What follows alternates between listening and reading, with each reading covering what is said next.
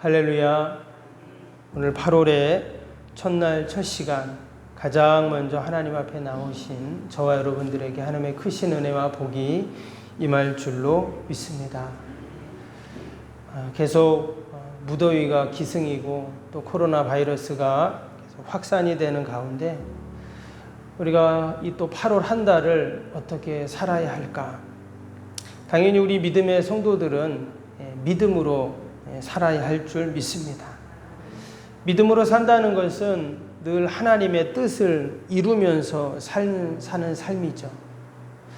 데살로니가 전서 4장 3절에 보면 우리를 향하신 하나님의 뜻이 기록되어 있습니다. 거기에 보면 이렇게 말씀해요. 하나님의 뜻은 이것이니 너희의 거룩함이라.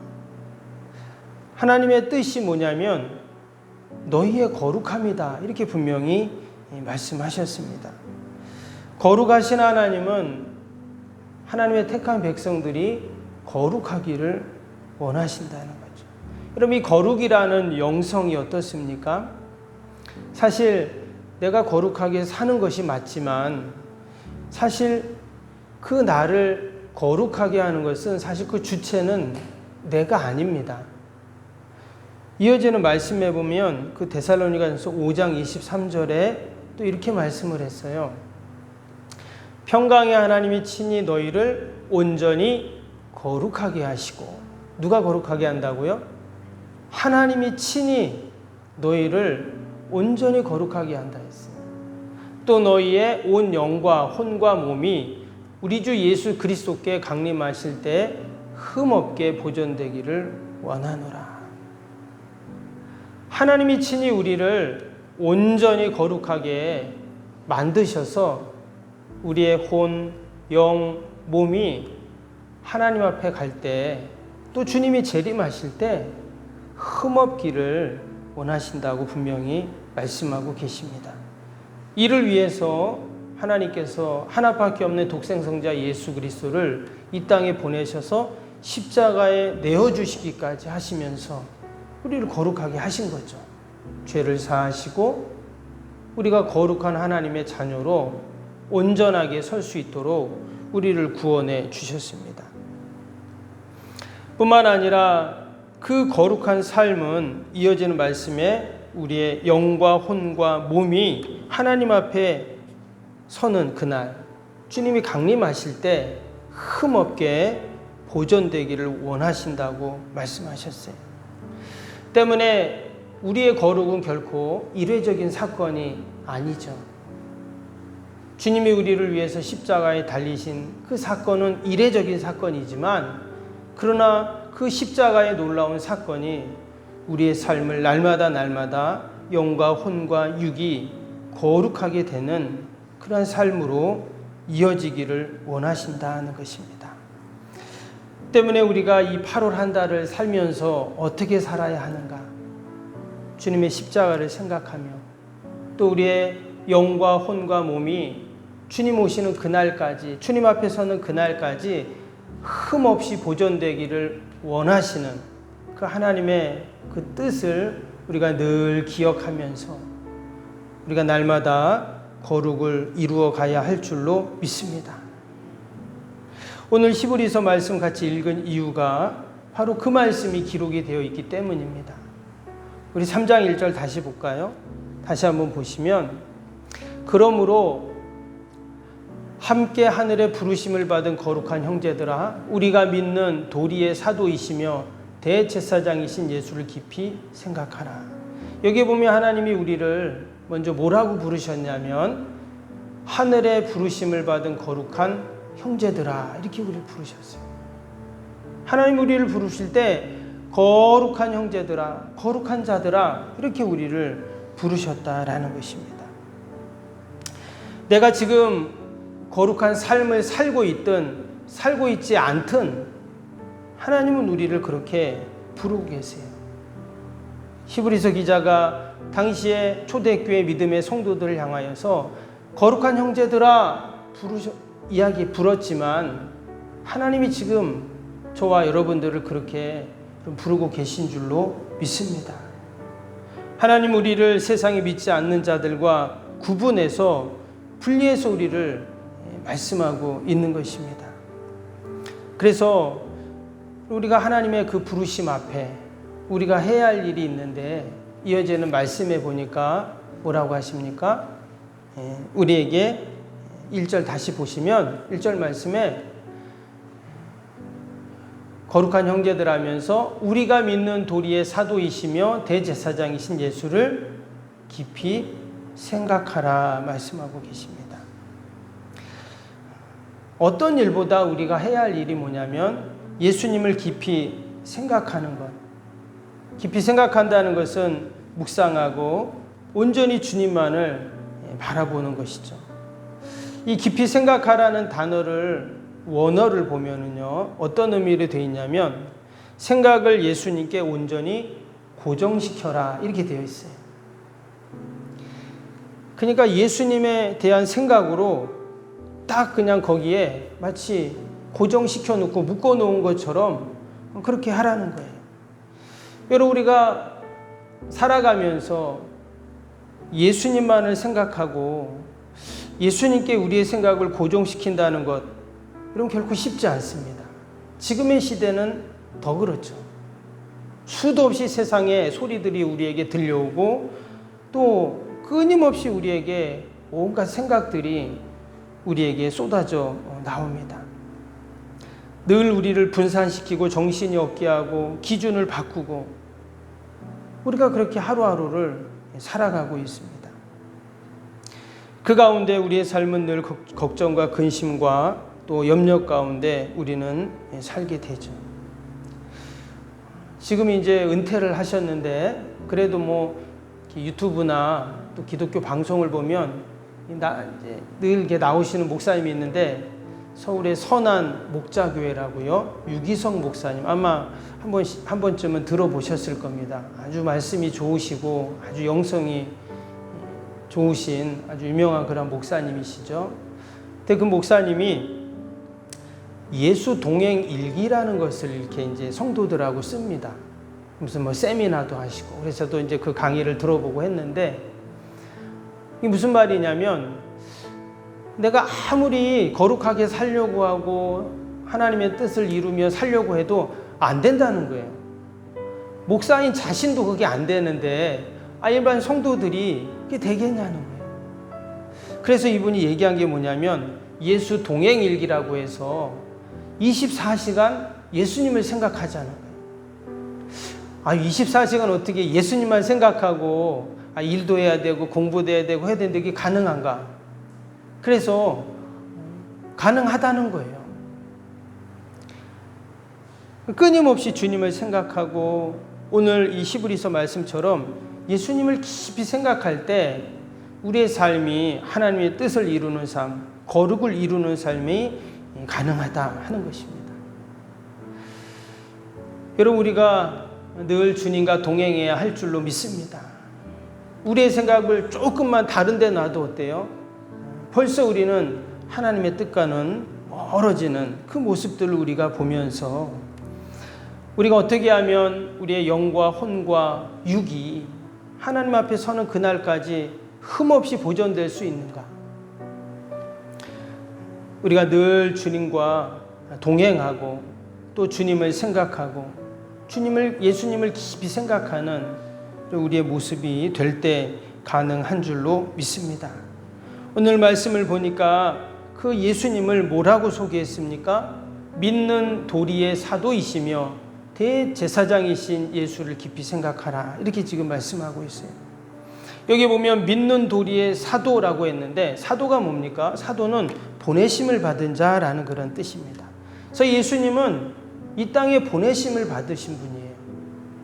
이 땅에 우리를 위해서 하늘보좌를 버리시고 이 땅에 보내지신 분, 그분이 바로 예수님이시죠. 이 땅에 오시면서 예수님은 사명을 받으셨는데 그 사명이 무엇이었냐면 우리를 거룩하게 하시는 사명이에요. 그래서 예수님이 십자가에 달리신 것이 우리 믿는 성도들을 거룩하게 하기 위해서 이 땅에 오신 분입니다. 그리고 또 대제사장이신 예수라고 했는데 당시에 대제사장의 역할이 뭡니까? 바로 백성들을 거룩하게 하는 일을 하는 것이 바로 대제사장이죠. 그래서 예수님을 믿는 도리의 사도이시며 대제사장이라는 이 비유는 아주 적절한 그러한 비유이면서 또 우리 성도들에게 꼭 필요한 그러한 말씀이죠. 예수님이 왜 이 땅에 오시고 무슨 일을 하셨는지를 분명히 보여주는 그런 말씀이에요. 우리가 주님을 깊이 생각할 때 여러분 우리의 삶이 거룩한 삶이 될 줄로 믿습니다. 아멘. 미국의 서부 개척 시절에 어느 마을에 양을 훔친 두 젊은이가 있었는데 그들에게 내려진 형벌은 무엇이었냐면 양도둑이라는 쉽디프라고 하는 그런 두 글자의 첫 단어인 ST를 그들의 이마에 낙인을 찍었답니다. 영어 이니셜로 ST라는 도장을 이마에 찍은 거예요. 그러면 사람들은 이 사람들을 볼 때 뭐라고 해요? 저 사람들은 양도둑이야 이렇게 얘기했다는 거예요. 그 얼마나 일평생 그렇게 살아야 하니까 얼마나 큰 형벌입니까?